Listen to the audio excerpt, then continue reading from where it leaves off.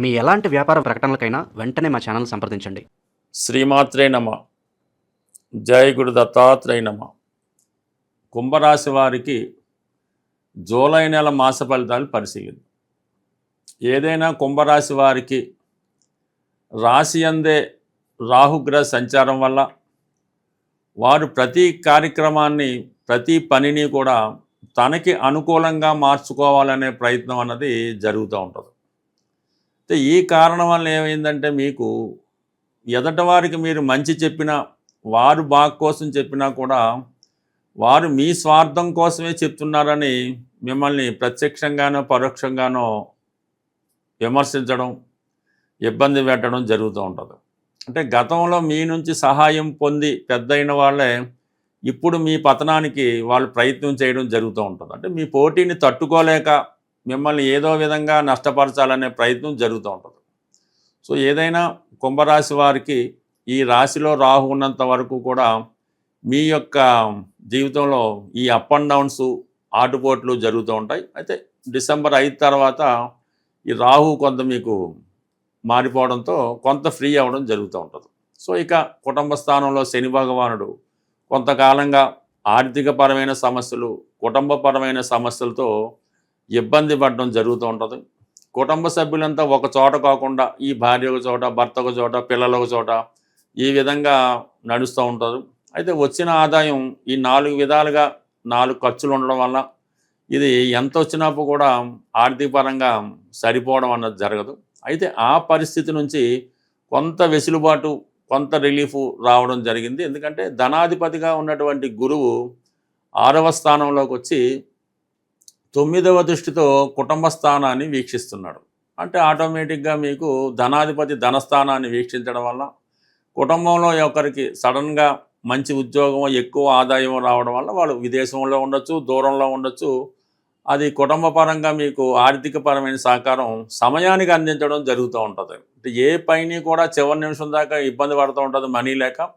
చివరికి ఎవరో ఒకరు సహకరించి ఆ పని మీకు పూర్తి అవ్వడం జరుగుతూ ఉంటుంది. ఎప్పుడు మీకు మీ కుటుంబానికో మీకో ఎంత సరిపోద్దో అంత ఆదాయం వస్తుంది తప్ప అంతకు మించి వచ్చే అవకాశం ఉండదు. ఆల్రెడీ మీకు పెద్దగా సేవింగ్స్ కూడా లేకపోవడం వల్ల ఈ ఆర్థిక సహకారం కోసం మీరు ఎదురు చూస్తూ ఉంటారు. సమయానికి అది రావడం జరుగుతూ ఉంటుంది. అంటే గతంలో కొంత ఫైనాన్స్ పొజిషన్ పెరుగుతుంది, కుటుంబ సభ్యులు కొద్దిగా ఆదాయం పెరుగుతుంది, వాళ్ళ సహకారం ఎంతో కొంత మీకు లభిస్తూ ఉంటుంది.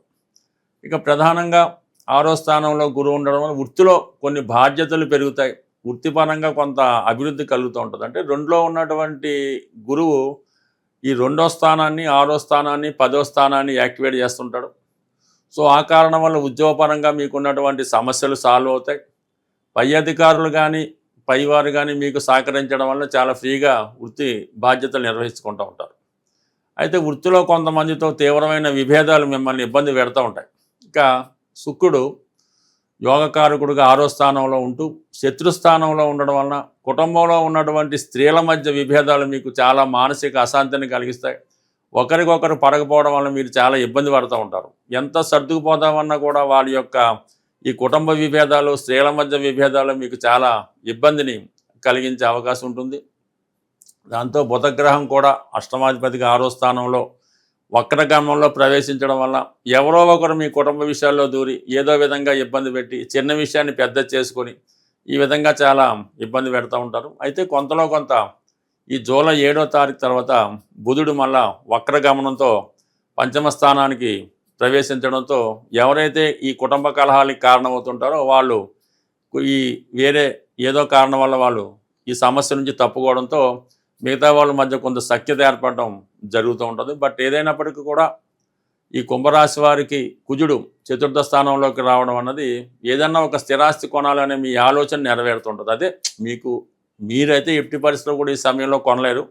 అంటే అది మీ ఏజ్ని బట్టి కూడా ఉంటుంది. బట్ ఏదైనా మీ సంతానమో బ్యాంకు రుణం ద్వారానో ఈ ప్రభుత్వ పథకం ద్వారానో ఏదో విధంగా మీకు గవర్నమెంట్ సహకారంతోనో పిల్లల సహకారంతోనో సొంత గృహం లాంటిది ఏర్పడే అవకాశం ఉంటుంది. ప్రభుత్వ పెన్షన్ కూడా మీకు రావడం జరుగుతుంది. అయితే ఆరోగ్యపరంగా కూడా మీరు చాలా జాగ్రత్తగా వ్యవహరించవలసి ఉంటుంది. అంటే రవి మీకు జూలై 15 తర్వాత 6వ స్థానంలోకి రావడం జరుగుతుంది. చాలా కాలంగా మీరు అశ్రద్ధ చేస్తున్నటువంటి ఒక వ్యాధి అది బయటకు వచ్చి కొంత ఇబ్బంది పెట్టే సూచనలు కూడా కనబడుతున్నాయి. కాబట్టి ఆరోగ్య విషయంలో ఎవరైతే అనారోగ్య సమస్యలతో ఇబ్బంది పడుతున్నారో, అలాగే ఈ 60 సంవత్సరాలు పైబడి ఉన్న వాళ్ళు మాత్రం ఆరోగ్య విషయంలో జాగ్రత్త తీసుకోవడం మంచిది. తీవ్రమైనటువంటి ఆర్థిక ఇబ్బందులతో బాధపడుతున్న వాళ్ళు బుధవారం రోజు ఒక కిలో అటుకులు, అంటే గట్టి అటుకులు, ఒక అరకిలో బెల్లం, అంటే బెల్లం పౌడర్గా కొట్టి ఈ అటుకులు బెల్లం కలిపి బుధవారం రోజు ఎనీ విష్ణుమూర్తి టెంపుల్, వెంకటేశ్వర స్వామి, సత్యనారాయణ స్వామి, లక్ష్మీ నరసింహస్వామి టెంపుల్లో కానీ, ఈవెన్ వినాయకుడి టెంపుల్లో అయినా సరే, ఈ బుధవారం రోజు అక్కడ భక్తులకి, అంటే స్వామికి నైవేద్యంగా పెట్టి భక్తులకి పంచిపెట్టవలసి ఉంటుంది ఈ అటుకులు. అలాగా కేవలం మీరు 3 వారాలు చేయడం వల్ల ఆర్థిక పరంగా మీకు ఎంతటి ఇబ్బందులు ఉన్నా సరే 100% మీకు ఆ సమస్యకి పరిష్కారం అన్నది దొరుకుతూ ఉంటుంది. అలాగే పెద్ద పెద్ద సంస్థలు రన్ చేస్తున్న వాళ్ళు, వ్యవసాయ క్షేత్రాలు ఉన్నవాళ్ళు ఏదో ఒక రోజు, మంగళవారం రోజు అనుకోండి, మంగళవారం రోజు ఈ గోధుమ నూక, అంటే బొంబాయి రవ్వ అంటారు, 1 కిలో గోధుమ రవ్వ, 1 కిలో పంచదార, 1 అరకిలో నెయ్యి, ఈ 3 శుభ్రంగా మిక్స్ చేసి మీ యొక్క కాంపౌండ్ బౌండరీ ఏదైతే ఉందో, అంటే వ్యాపార సంస్థకి 4 పక్కల ఉన్న బౌండరీలో 4 పక్కల అది జల్లుకుంటూ వెళ్ళిపోవాలన్నమాట. అంటే చీమలకు ఆహారంగా, సింపుల్ మాట, చీమలకు ఆహారంగా ఈ నెయ్యితో కలిపినటువంటి గోధుమ నూక, అంటే అటు రవి యాక్టివేట్ అవుతాడు, గురువు యాక్టివేట్ అవుతాడు, కుజుడు యాక్టివేట్ అవుతాడు. దానివల్ల మీకు ఆర్థికపరంగా సమస్యలు ఉన్నా, ఆ సంస్థలో మీ యొక్క ఎంప్లాయీస్, ఉద్యోగస్తులు ఇబ్బంది పెడుతున్నా ఆ సమస్యకి పరిష్కారం దొరుకుతుంది. ఇది ఒక విధమైనటువంటి సమస్య పరిష్కారం. ఇందాక చెప్పిన అటుకుల సంబంధి ఇది చాలా ట్రెడిషనల్ మాట. కుచేలు లాంటి వారు మరి కృష్ణ భగవానికి అటుకులు ఇవ్వడం వల్ల అతను ఎంత ఐశ్వర్యంతుడు వాడో, అవి ప్రాక్టికల్గా కూడా జరుగుతున్నాయి. ఇవి నమ్మకంతో చేస్తే.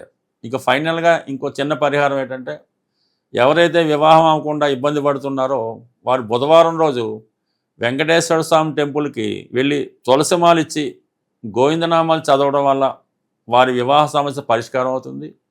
విద్యార్థులైతే బుధవారం రోజు విఘ్నేశ్వర టెంపుల్లో గరికతో అర్చన చేసుకొని, కొద్దిగా గరిక తీసుకొని మీ బుక్స్లో పెట్టుకోవడం వల్ల కంప్లీట్గా మీకు విద్యాపరంగా ఎదుర్కొన్నటువంటి సమస్యలు పరిష్కారం అవడం జరుగుతుంటుంది. బట్ ఏదైనా ఇవన్నీ సింపుల్ సమస్యలు, పెద్ద ఏమీ యజ్ఞయాగాదులు ఏం చేయక్కర్లేదు. మీ శక్తి కొలది సింపుల్ రెమెడీ.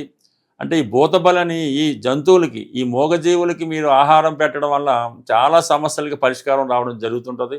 వారి అవసరాలను బట్టి, వారి అందుబాటును బట్టి మీకు ఈ ప్రయత్నాలు చేసుకోవడం మంచిది.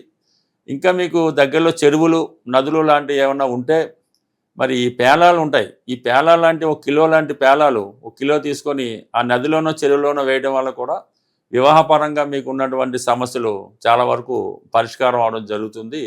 ఏదైనా చిన్న రెమెడీతోనే పెద్ద సమస్యలకు పరిష్కారం దొరుకుతుంది. అయితే సింపుల్గా ఇది ఏమవుతుందని అనుకుంటారు, కానీ నమ్మకం ఇంపార్టెంటు.